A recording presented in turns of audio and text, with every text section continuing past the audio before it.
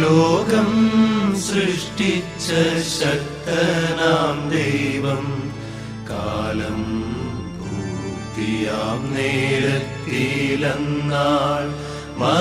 ദൈവകരങ്ങളിൽ നിന്ന് ലഭിക്കുന്ന വിശേഷാലുള്ള വരപ്രസാദമാണ് ഭാഗ്യം.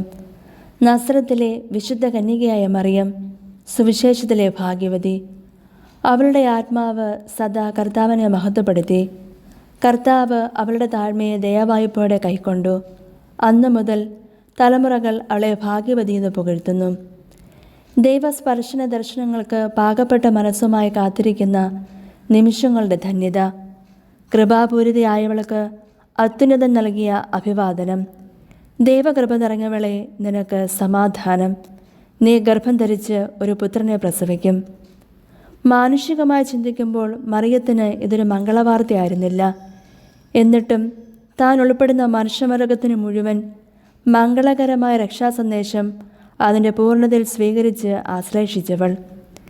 ദൈവത്തിൻ്റെ രക്ഷാകര പദ്ധതിയുടെ പൂർത്തീകരണത്തിനു വേണ്ടി സ്വർഗ ഭൂലോകങ്ങളെ കൂട്ടിയിണക്കിയ പ്രത്യുത്തരം, ഇതാ കർത്താവിൻ്റെ ദാസേ. ദൈവത്തിൻ്റെ പദ്ധതികളെ മനുഷ്യന് പരാജയപ്പെടുത്താൻ സാധിക്കില്ല.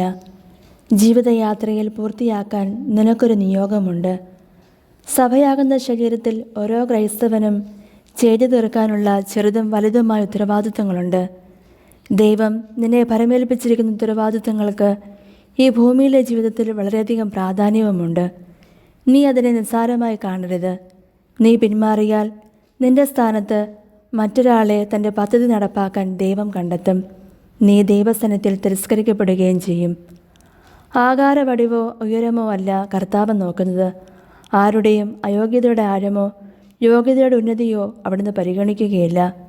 ദൈവിക പദ്ധതിയിൽ ഒരു മനുഷ്യൻ കാണിക്കുന്ന വിശ്വസ്തതയാണ് അയാളിലൂടെ വലിയ കാര്യങ്ങൾ ചെയ്യാൻ സ്വർഗം കണക്കാക്കുന്ന യോഗ്യത.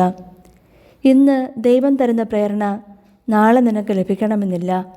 അവിടുത്തെ വെള്ളിയുടെ നിമിഷത്തിനു വേണ്ടി നൈമിഷികതയെ ദൂരെ അറിയാൻ മനസ്സിനെ ചിട്ടപ്പെടുത്താം. നിത്യതയോളം എത്തുന്നു. നിത്യതയെപ്പോലെ നദിലംഘിക്കുന്ന നിങ്ങളുടെ പ്രത്യുത്തരങ്ങൾ. സാധ്യതകളെയും ലഭിച്ച അനുഗ്രഹങ്ങളെയും ഓർത്ത് സന്തോഷിക്കുന്നവളായിരുന്നു മറിയം. അതുകൊണ്ടാണ് അവൾ ഇങ്ങനെ പാടിയത്: ശക്തനായവൻ എനിക്ക് വലിയ കാര്യങ്ങൾ ചെയ്തു തന്നിരിക്കുന്നു.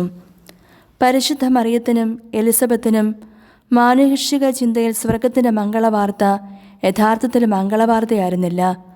മറിയം വിവാഹത്തിനു മുമ്പ് ഗർഭം ധരിക്കുന്നു. എലിസബത്ത് വാർദ്ധക്യത്തിൻ്റെ പാരമ്യത്തിൽ ഗർഭം ധരിക്കുന്നു. ജീവിതത്തിൽ അനുദിനം സംഭവിക്കുന്ന ചെറുതും വലുതുമായ സുഖദുഃഖങ്ങൾ ദൈവിക പദ്ധതിയുടെ ഭാഗമാണെന്ന ഉറച്ച ബോധ്യം ഏതൊരു വിശ്വാസിയും ഉൾക്കൊള്ളണം.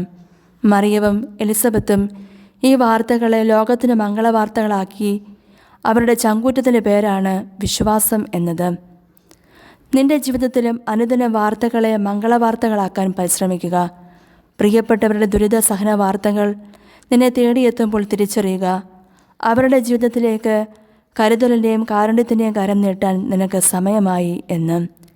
ജീവിതശൈലികളെ ക്രമപ്പെടുത്തുക. ഓരോ വാർത്തയും ഒന്നിൻ്റെയും അവസാനമല്ല, അവസരമാണ്. നിനക്ക് അപരൻ്റെ ജീവിതത്തിൽ മറ്റൊരു ക്രിസ്തുവായി തീരാനുള്ള അവസരം. വാർത്തകളെ മംഗള വാർത്തകളാക്കാനുള്ള അവസരം.